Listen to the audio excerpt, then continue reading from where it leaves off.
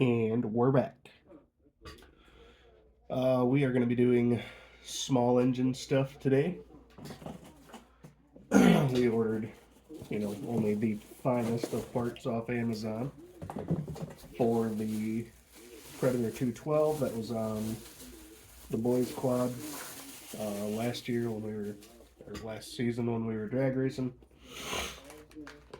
We ordered a 10,000 RPM flywheel, um, you know, Chinese special. Came with a spark plug and what I believe is 22 or 26 pound valve springs. I meant to only get 18 or 20, um, but I goofed. So we're just gonna run with it and hope the internals can hold up. We also bought 10,000 head gaskets to increase the compression a little bit. These also came with a new spark plug and valve springs. And then I don't remember if these came with jets. No, the flywheel come with new jets. That would be for the stock Predator carburetor, which we already upgraded to a slide carburetor. The VM26, I think it is, on Amazon.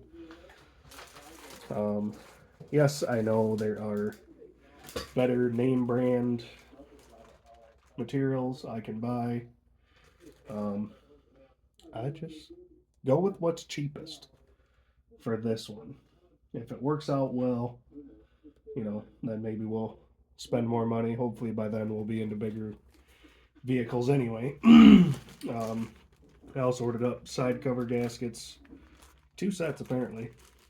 Both sets comes with 2 side cover gaskets and then 2 crank seals. So we are going to plug the port up top where the governor arm used to pass through the block. We're going to take a 1/4 20 bolt. I'm told it will thread right in there, which you can almost start threading it by hand. We'll grab the ratchet here in a minute. So we're going to plug that one. Then we will probably loosely put the side cover back on so that way we can spin the motor around, knock that flywheel off, and then we're going to punch out the actual governor gear pin. You can get to that from the outside of the block and just use a punch and a hammer to punch that out. Once that's out, we will thread a 1/4 20 into that as well. Spin the engine back around, pull the side cover back off, clean out any metal shavings that made its way in there when we were threading the bolt in. Put the new gasket on, get that tightened down.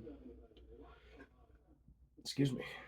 Get the new flywheel put on, and then we'll pull the head off, clean up those surfaces, change the valve springs while the head's off.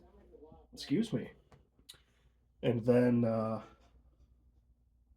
throw on the 10,000 head gasket and dump some oil in it, and maybe we'll test fire it. Who knows? Should we put it back on the quad first? Yeah, probably. Are we gonna? No, probably not.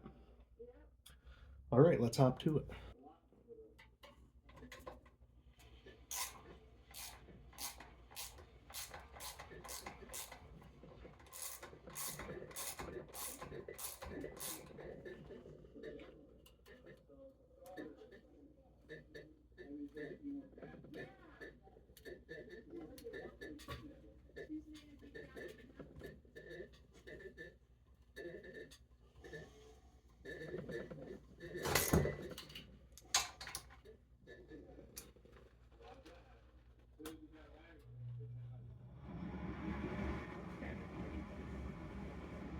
Perfect. It actually didn't make any metal shavings then. I'm surprised.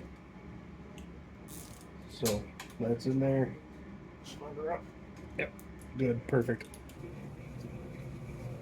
So I was able to pull the side cover without destroying the gasket, but I wanted to buy new ones anyways. I know we are doing things a little unorthodox, if you want to say it that way, by not upgrading the other internals and just kind of stretching the stock internals to max. But we're still going to take a few precautions to try to help this thing hold together. I'm hoping the force from the sand and the weight of the quad and stuff like that is enough to not let this thing wind out too far to where it's gonna hurt itself. But only time will tell. I don't know. All the videos I see of guys upgrading the flywheel and putting bigger valve springs in they do all billet internals and this and that, and I don't have that kind of money. So balling on a budget, that's what we call this.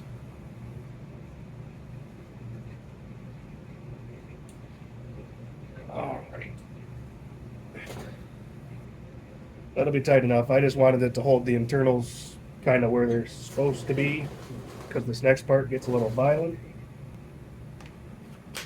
You know what they say, if it ain't red, it stays in the shed.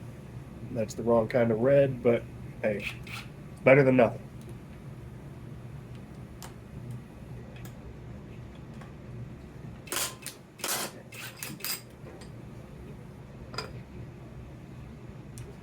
Okay, got that up. You do have to save this cup. The plastic fan, though, you don't need to save that. We'll hold on to it. You never know what the future brings, but I don't foresee us rebuilding a stock Predator like ever. Dad does have some go-karts for the kids and stuff like that, so we'll hold on to it. It's never a bad idea to have spare parts. I was doing some research on the Predator Ghost, because that's what I'm planning to put on the boys' new four-wheeler that we're going to run next year. From what I understand, they have a 6,000 RPM limiter built into the coil. Has anybody ever changed that to a stock Predator coil or an upgraded one and got more RPM out of the engine? If so, could you put it in the comments before I waste the money buying a new Predator, stock Predator non-ghost coil and putting it on there? Will he ever reach past 6,000 RPM? Probably not. But about the time I say that, he'll need 6,500 to get to the end of the track, and we won't be able to get there because of that coil. So,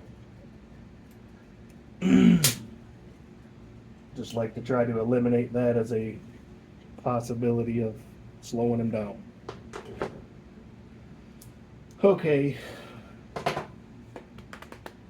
Once the ignition coil's off, you see I threaded the nut back on, the flywheel nut. We are going to take a pry bar,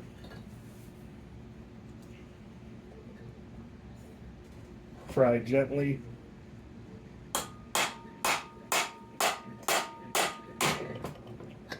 until the flywheel pops off.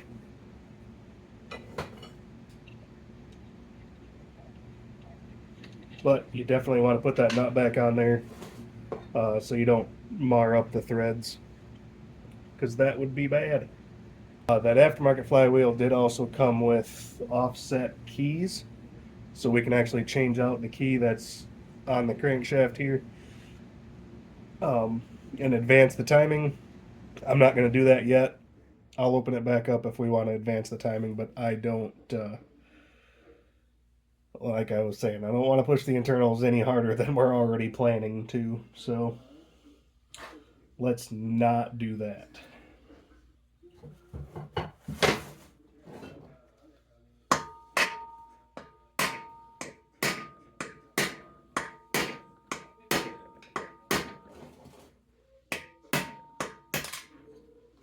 Got it.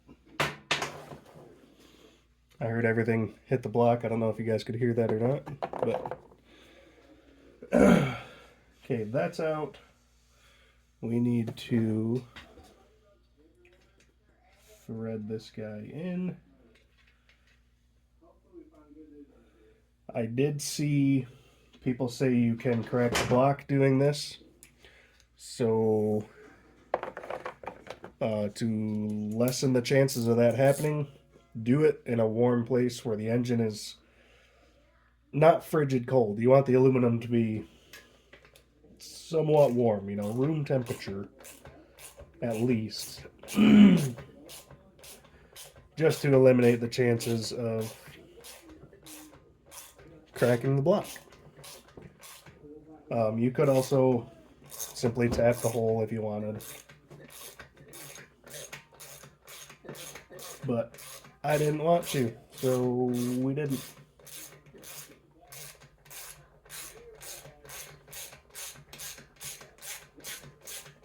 There are also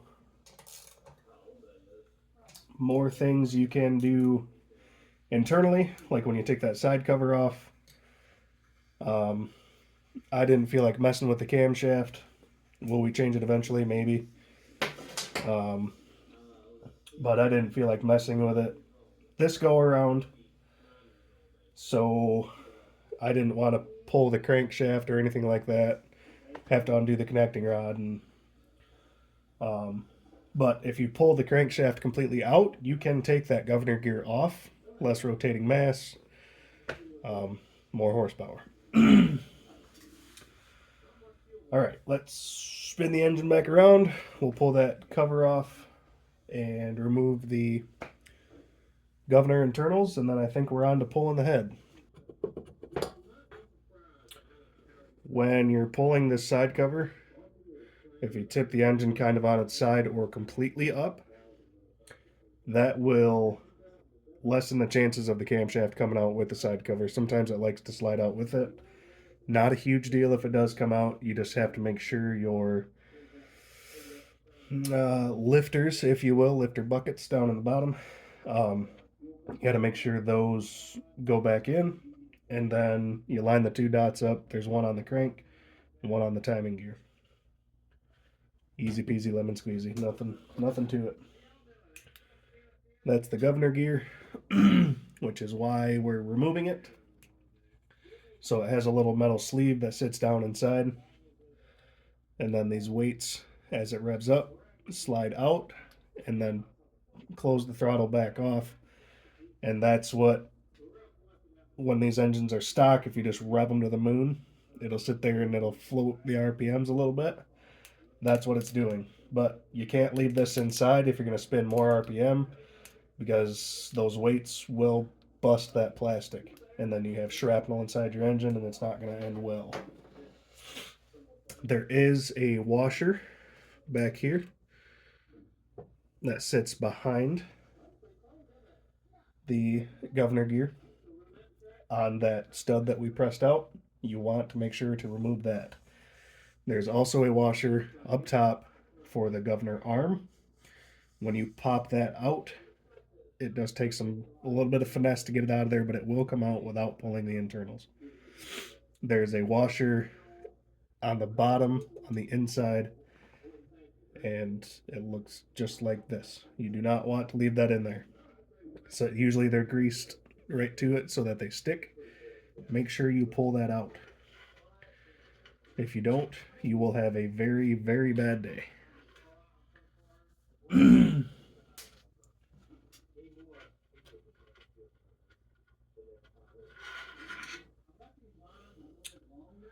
So there's the piece we drove out.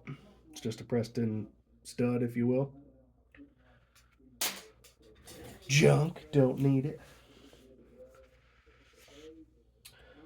All right. Give it a quick rinse with some brake clean, just to make sure no metal shavings or anything are in the internals. Any metal shavings from the bolts we tapped in, or even from running the engine.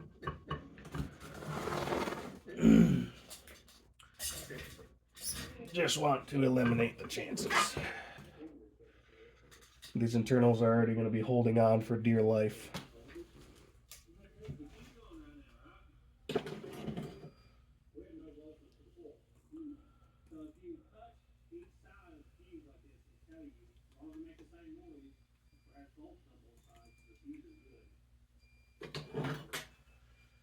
Okay, our gasket fits good. Normally I would silicone both sides of a gasket, but I don't have any right here handy, and I'm too lazy to go get some. So, it'll seal. Most times the silicone is just to help hold the gasket in place until you can get your bolts in.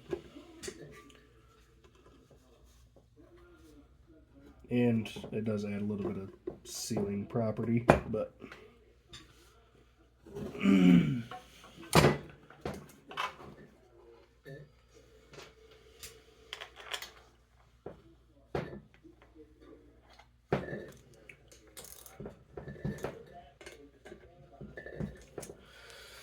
torqued.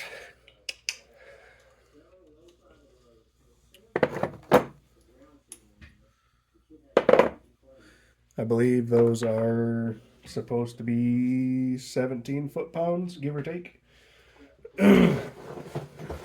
Just kind of feel it. Or get your torque wrench out if you feel the need to. I, however, don't feel the need to. So this is the Hemi version of the Predator. You can get the non-Hemi version as well. I'm told, or it's my understanding, you used to be able to tell just by the box. You'd be able to see the valve cover and the part number, but I've also been told that they no longer distinguish the difference between them on the box. They just use one box as a generic one, and I don't remember if it's the Hemi or the non-Hemi. But if you look through the hand hole on the box where you would grab it to pick it up, you'll be able to see the valve cover.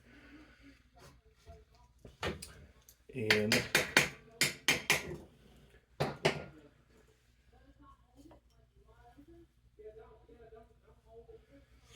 if your valve cover looks like this, you have the Hemi. The taller stamped metal one, that's the non-Hemi. So we need to take out this little metal clip, little E-clip right here. They do like to go flying, so hold on to them. You're going to slide that out. It's the pin that holds your rocker on. Here, let me turn the engine, get you guys a little better view here. I know the lighting sucks, I'm sorry. I'm working on it. So pull your rocker out. Slide the pin back through it. Set that E-clip right there. You can pull the push rod out if you want. I'm just going to leave them sitting there.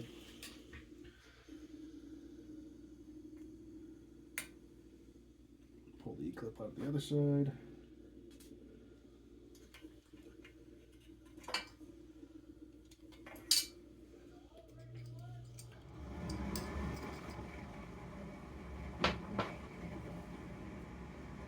There are lash caps on top of the lifters. Or not the lifters, I'm sorry, the valves on top of the valve stems.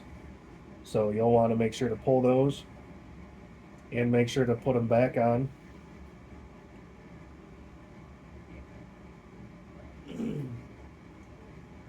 During reassembly. It is a 12 millimeter for the head bolts.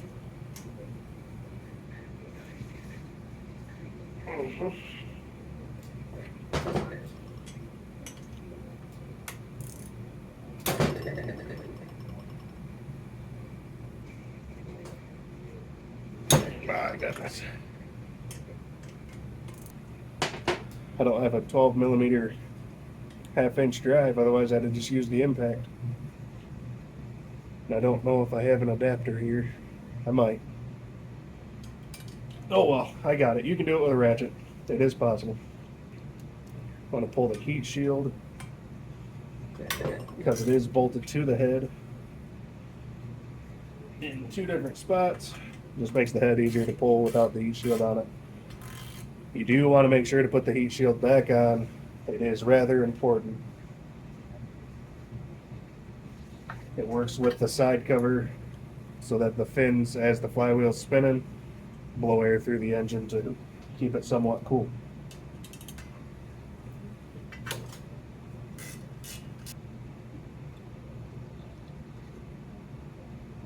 All the head bolts are the same length. Good to know. That was one question I hadn't seen answered yet.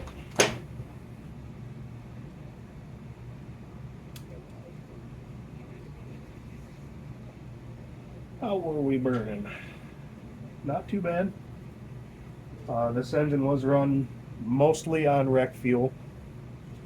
There was a couple times we ran regular 87 through it. I wasn't a real stickler on it has to be rec fuel. So we'll just clean that carbon out of there.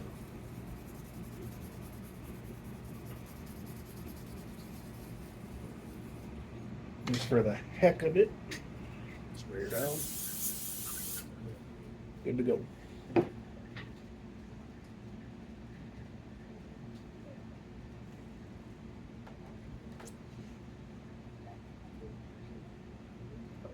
Head look.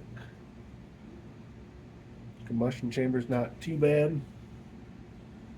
Spark plug is a little dark, but I've seen worse, so I think it was running pretty good for what it is. For those that don't know, the reason they call it a Hemi is the hemispherical combustion chamber. A little less compression, but better flow. So the Dodge Hemi that they have, the 5.7, it's got hemispherical combustion chambers. That's why they call it a Hemi. They find it does make a little more power, but you sacrifice compression, which you can make up with a flat top piston. And there's other ways to make it up, but okay, remove the old thick head gasket. Doesn't look like anything was wrong with it. We want more compression, so we're going with the 10 thousandths head gasket. It is significantly thinner than the stock one.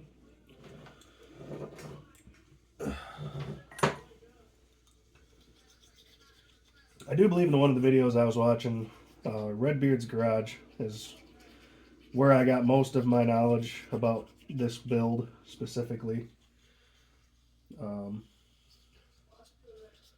I do believe he was saying with the Hemis, if you go with the thin head gasket and a larger cam, you may run into valve to piston clearance issues. We are sticking with a stock cam, so we should be good. We'll roll the engine over slow to make sure, but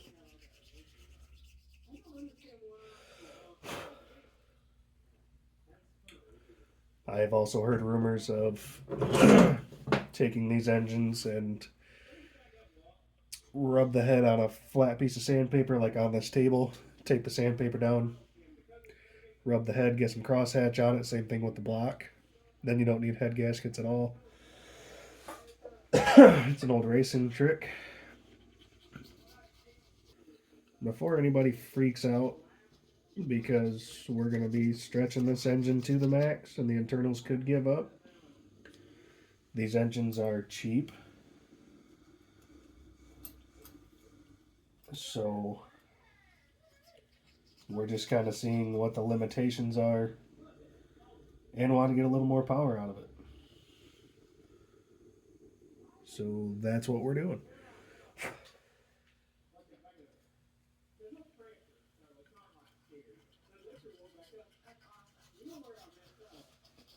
But, worst case scenario, we blow it up. We'll buy another one, lesson learned. Step down the valve spring pressure. Try it again. It does only fit one way. That's a quality head gasket right there. Pure Chinesium. So there is one downfall to these super thin head gaskets like this. For one, it's a thin piece of, 10 thousandths thin piece of tin that's been stamped. So there is a pretty high potential that we are going to blow head gaskets. As long as we can get through the season with the 4 or 5 that I have, I'm fine with it. I'll pull the head off, change the head gasket, whatever. As long as there's a good performance gain, a seeable performance gain, then I'm okay with it. I'll change head gaskets, whatever. It's not like it's that hard on these engines. So we're gonna give it a rip and see what happens.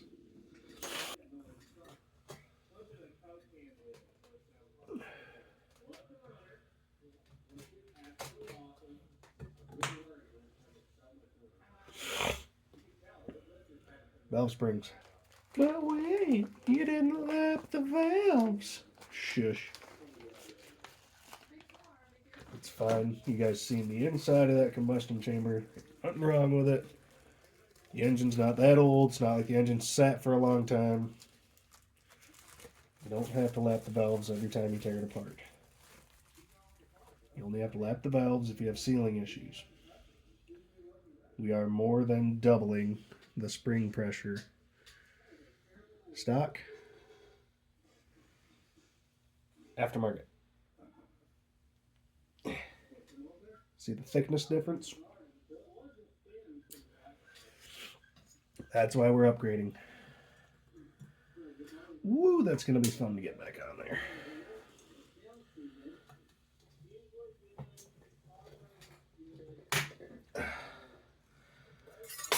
I do have a valve spring compressor tool. I would just have to go out and get it. Let's see if I can do it without it. Yeah.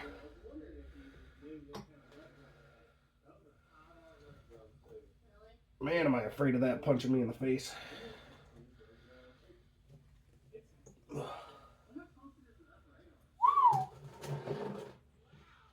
Like I said, I didn't mean to order that heavy of a valve spring.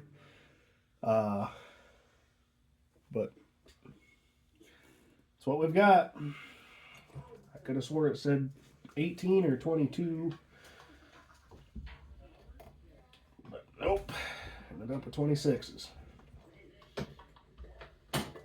So we're going to see what happens.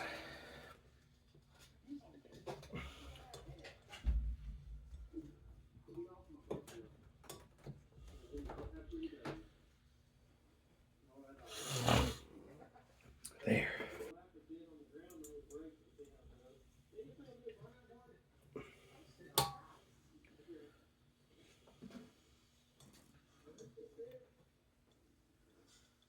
Put the lash caps back on. That does help center that retainer on the valve, so that's why I'm putting those back in. You just want to be careful not to drop them. If you drop them, make sure you put it back on before you put the rockers on.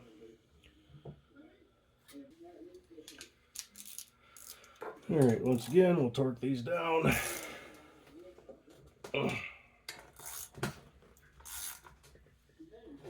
Seat the head before going too crazy on them.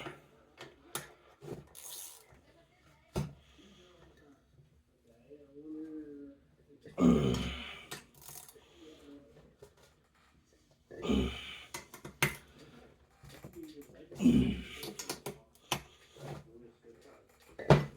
we go. Torqued. You guys will find, unless it's a big expensive build, the odds of me torquing anything are slim to none.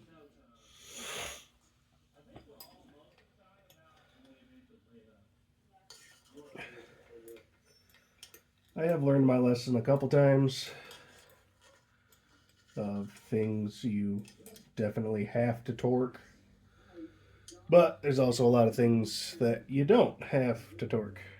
After some research, the stock valve lash for the Predator 212 is anywhere from 4 to 6 thousandths. And yes, I said that right. That's 4 thousandths. It's very, very, very thin. They say performance builds typically go with 3 thousandths, so we're just going to go to that 4 thousandths, being where the only thing performance about this is the valve springs and the flywheel, which, the only thing we did was put heavier springs in it, so we're going to try to stretch it a little further, but we don't have a bigger cam and all of that, which is what they were saying is the point of that 3 thousandths. So we'll set it to 4 and go from there. A little bit of drag, it's just what you want. Slides in, but it's dragging as it's running through. Voila. Just like that.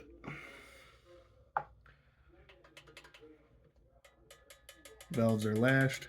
They should have just a little bit. Okay, moment of truth. Does everything clear? There goes the exhaust valve. It's not really the one we're worried about. Intake. Can you see it? Right there. Watch this one. See it move?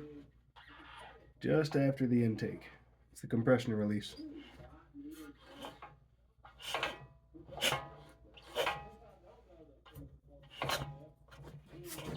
Oh, we have compression. Yep, lots of it. Okay. Everything clears. Everything's rotating like it should.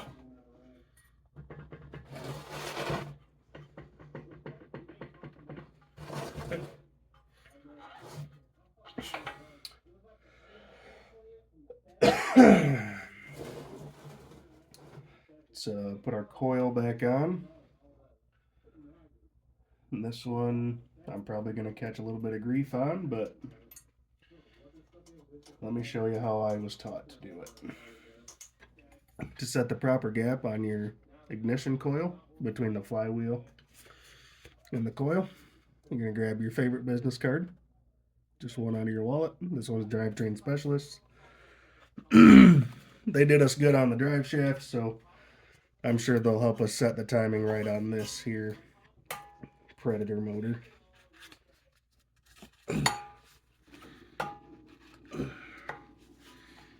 The magnet is rather strong, so you gotta kind of power through it.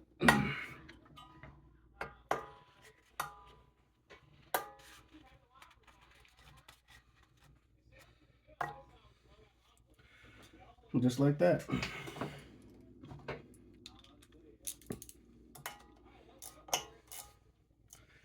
Performance tuned.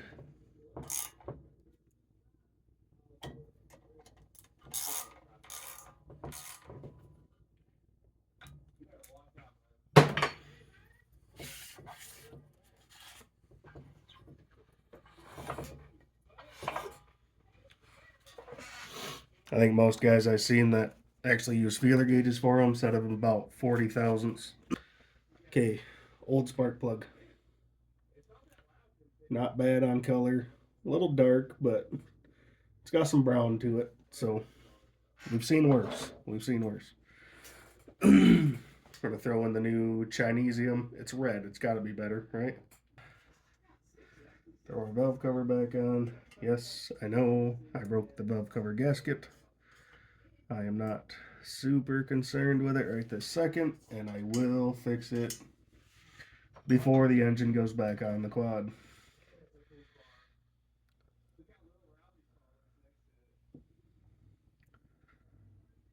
As some of you probably have guessed by now, probably just going to make it myself.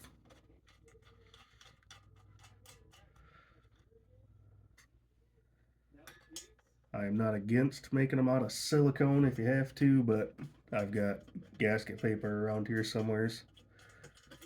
I'll probably just make one. I'm sure they're cheap enough on Amazon. I just like to try goofy little things like that. As you guys have seen in the last two engine builds, the El Chapo build and the blue truck, the carburetor gaskets are handmade. You can just buy a sheet of Felpro gasket paper. I don't remember how much down at O'Reilly's, but super cheap. It's good for making carburetor gaskets, you know, water pump gaskets if you had to. I used it, I think I originally bought it for a rear diff gasket.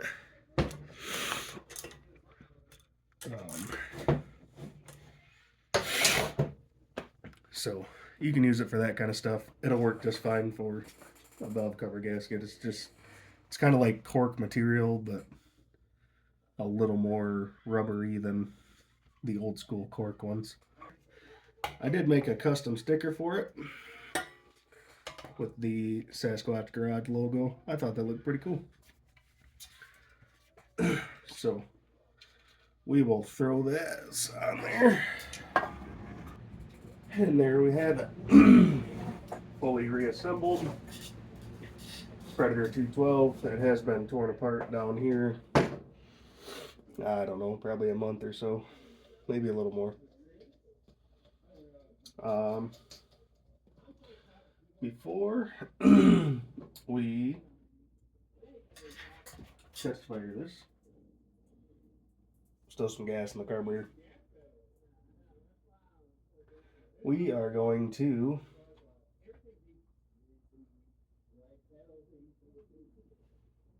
open up the carburetor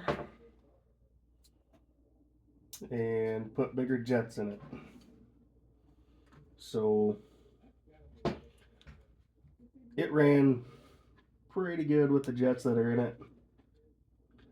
I always felt like it could use a little more. So we're just gonna do that. And this carb needs cleaned. Last time I did fire the engine before bringing it down here to tear it apart. It didn't want to start and it didn't want to idle real well, so I do still need to get a pre-filter for this. I don't know how well you guys can see it, but it does suck on some dirt.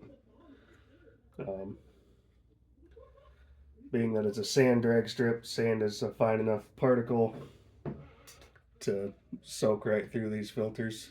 So we'll bowl this one out, get a pre-filter put on it, and maybe I'll buy some backup filters too, just to be safe. Being that both quads are going to use the same filter or similar filters anyway, it's not going to hurt to have a couple extra on hand. It's a little bitty booger down in the bottom. I don't know how well you're going to be able to see it, but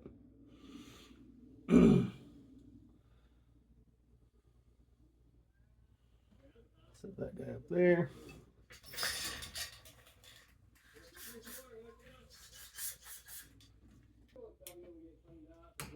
I'll have to see what jet we put in this one.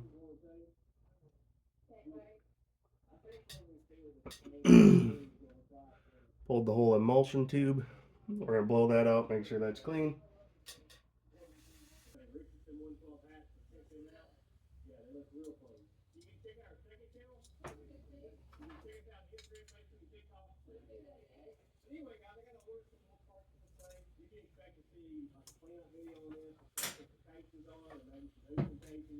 All right. Let's see.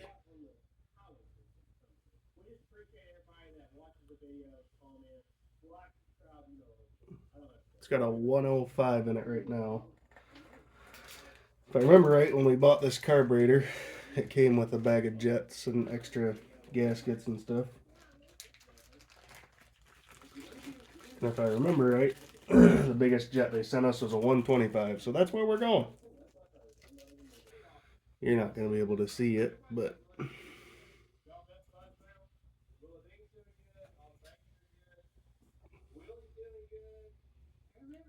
tiny little hole. I know you can't see it. Oop, there it is. The 125. Also a tiny little hole, but slightly larger.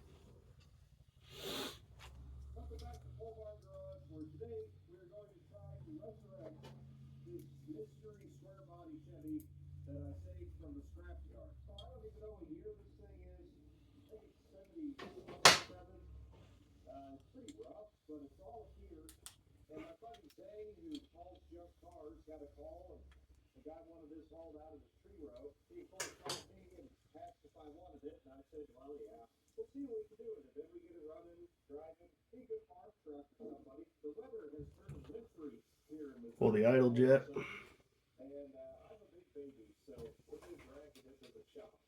Again, want to spray through it, make sure everything's clear.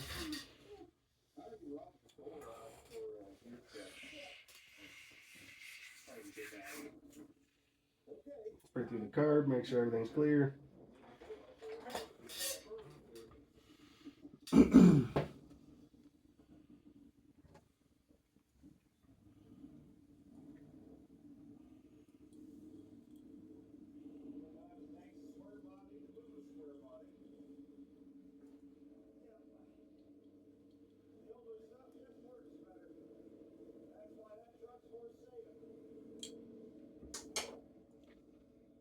I'm not going to mess with the mixture screw just yet.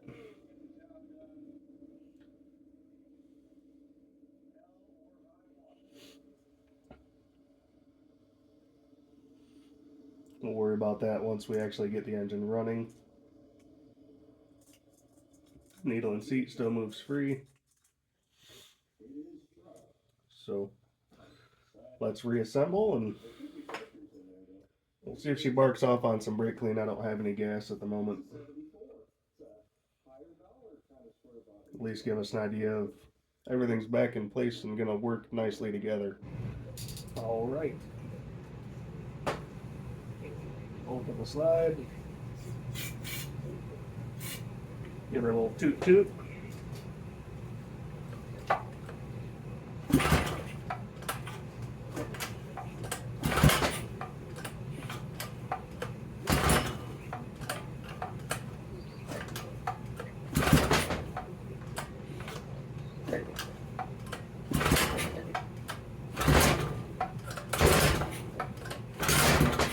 Oh.